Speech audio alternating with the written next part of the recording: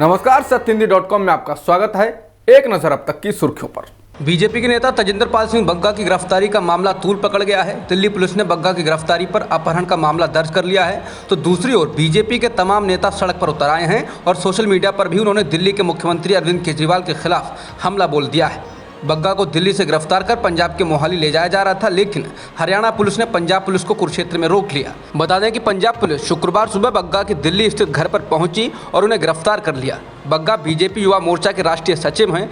Delhi BJP के नेता कपिल मिश्रा ने ट्वीट कर बग्गा को गिरफ्तार किए जाने की जानकारी दी थी। तजिंदर पाल सिंह बग्गा के पिता ने पंजाब पुलिस पर मारपीट का आरोप लगाया। न्यूज एजेंसी एएनआई से बातचीत में उन्होंने कहा कि शुक्रवार सुबह 10 से 15 पुलिस कर्मचारी उनके घर आए और बग्गा को खींचकर बाहर ले गए। जब उन्होंने इसका वीडियो बनाने की कोशिश की तो पुलिस उन्हें दूसरे कमरे में ले गई और उनके चेहरे पर मुक्का मारा। बग्गा पर आरोप है कि उन्होंने 30 मार्च को हुए विरोध प्रदर्शन के दौरान मुख्यमंत्री अरविंद केजरीवाल को धमकी दी थी। बीजेपी नेता और सांसद गौतम गंभीर ने तजिंदर पाल सिंह बग्गा की गिरफ्तारी के बाद दिल्ली के मुख्यमंत्री अरविंद केजरीवाल पर निशाना साधा। उन्होंने ट्वीट कर कहा कि अरविंद केजरीवाल आज के समय के तुगलक हैं। गंभीर ने कहा कि पंजाब में खालिस्तान को छूट दी जा रही है और विपक्षी पार्टी के कार्यकर्ताओं को दिल्ली से गिरफ्तार कर रहे हैं। केजरीवाल आज के तुगलक हैं। पंजाब में बीते एक हफ्ते में ड्रग्स की ओवरडोज के कारण 10 लोगों की मौत हो चुकी है। इन मौतों के बाद पंजाब की आम आदमी पार्टी की भगवंत मान सरकार सवालों के घेरे में है, क्योंकि 2017 के विधानसभा चुनाव से लेकर 2022 के विधानसभा चुनाव तक आम आदमी पार्टी के मुखिया अरविंद केजरीवाल पंजाब में उनकी पार्टी की सरकार बनने पर नशे को खत्म किए जाने के दावे अपने चुनावी रैलियों में करते रहे। नशे की तस्करी के मामले में पंजाब में तरनतारन जिले के खेमकरण इलाके में पुलिस ने एक ऐसे शख्स को गिरफ्तार किया है जो अपनी सरपंच पत्नी के साथ विधानसभा चुनाव से पहले आम आदमी पार्टी में शामिल हुआ था। इस शख्स का नाम जसवंत सिंह है और उसके खिलाफ एनडीपीएस एक्ट के तहत मुकदमा दर्ज किया गया है। जसवंत सिंह की पत्नी कांग्रेस के टिकट पर दशमेश नगर से सरपंच चुनी गई थी, लेकिन बाद में ये दंपति आम आदमी पार्टी में शामिल हो गए थे। श्रोमणी अकाली दल के पूर्व विधायक विरसा सिंह बल्टोहा ने जसवंत सिंह की तस्वीरों को सोशल मीडिया पर शेयर किया और पूछा है कि क्या यही वही बदलाव है जिसके लिए लोगों ने वोट दिया था। इलाहाबाद हाईकोर्ट ने कहा है कि मस्जिदों में लाउड स्पीकर का इस्तेमाल मौलिक अधिकार नहीं है। जस्टिस विवेक कुमार बिरला और जस्टिस विकास बदबार की बेंच ने एक याचिका पर सुनवाई करते हुए ये टिप्पणी की। याचिका इरफान नाम के शख्स की ओर से दायर की गई थी। इरफान ने याचिका में कहा था कि उत्तर प्रदेश में बदायूं जिले की बिसौली तहसील के एसडीएम ने बीते साल दिसंबर में धूरनपुर गाँव की नूरी मस्जिद में अजान के वक्त लाउड स्पीकर या माइक के इस्तेमाल की इजाज़त देने से मना कर दिया है और इस संबंध में आदेश भी जारी किया है। इरफान ने अदालत से अपील की थी कि वो प्रशासन को मस्जिद में लाउड स्पीकर या माइक का इस्तेमाल करने का निर्देश दे। WHO द्वारा जारी की गई रिपोर्ट में कहा गया है कि भारत में जनवरी 2020 और दिसंबर 2021 के बीच कोरोना से 47 लाख लोगों की मौत हुई।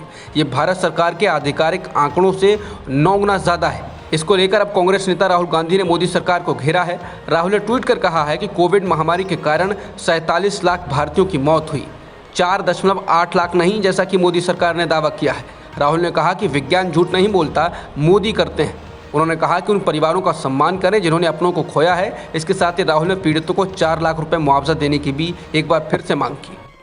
WHO द्वारा भारत में कोरोना के कारण मौतों का आंकड़ा 47 लाख बताने के बाद बीजेपी सरकार पर विपक्षी नेता हमलावर हैं। इस बीच बीजेपी ने कांग्रेस नेता राहुल गांधी को कोविड से हुई मौतों पर राजनीति करने का आरोप लगाया। इस बीच बीजेपी ने कांग्रेस नेता राहुल गांधी पर कोविड से हुई मौतों पर राजनीति करने का आरोप लगाते हुए कहा कि विश्व स्वास्थ्य संगठन का डेटा और कांग्रेस का बेटा दोनों ही गलत है। समित पात्रा ने कहा कि कोविड से हुई मौतों का अनुमान WHO ने जिस तरीके से लगाया उसमें कई खामियां हैं और भारत सरकार ने अपनी आपत्ति विश्व स्वास्थ्य संगठन को बता दी थी।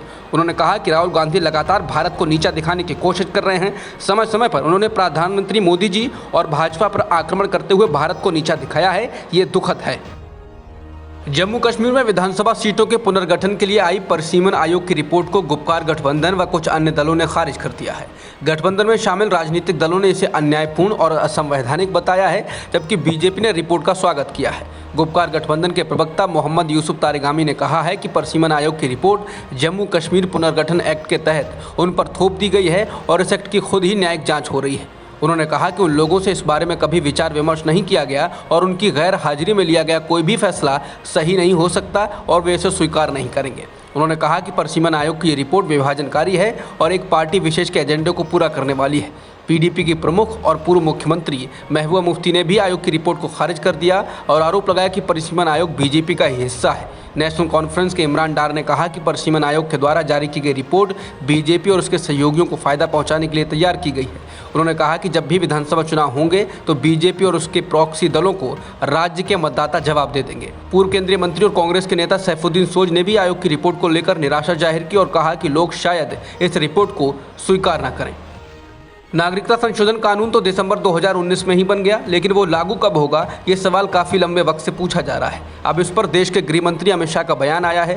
उन्होंने कहा कि कोरोना संक्रमण कम होने पर नागरिकता संशोधन कानून यानी कि CAA को लागू किया जाएगा। गृह मंत्री ने ये बयान तब दिया है जब वो बंगाल के 3 दिवसीय दौरे पर सिलीगुड़ी पहुंचे। अमित शाह ने एक जनसभा में कहा कि तृणमूल कांग्रेस अफवाह फैला रही है कि CAA लागू नहीं होगा, लेकिन मैं आपको बता रहा हूँ कि कोरोना के बाद हम CAA को लागू करेंगे। उन्होंने कहा कि CAA एक वास्तविकता थी, एक वास्तविकता है और एक वास्तविकता रहेगी। उन्होंने आगे कहा कि कुछ भी नहीं बदला है। रूस के विदेश मंत्री सर्गेई लावरोव के द्वारा दिए गए आपत्तिजनक बयान के बाद इजरायल के प्रधानमंत्री नेफ्ताली बेनेट ने दावा किया कि रूस के राष्ट्रपति व्लादिमीर पुतिन ने अपने विदेश मंत्री की आपत्तिजनक टिप्पणियों के लिए फ़ोन पर माफ़ी मांगी है। नेफ्ताली ने इसके लिए पुतिन को उनकी स्थिति स्पष्ट करने के लिए धन्यवाद भी दिया। बता दें, रूस के विदेश मंत्री सर्गेई लावरोव ने एक टीवी चैनल रेटे 4 चैनल के साथ बातचीत में कहा था कि नाजियों के नेता हिटलर की रगों में यहूदियों का खून बहता था। अब तक की खबरों में इतना ही। बाकी खबरों के लिए बने रहिए सत्यहिंदी.com के साथ।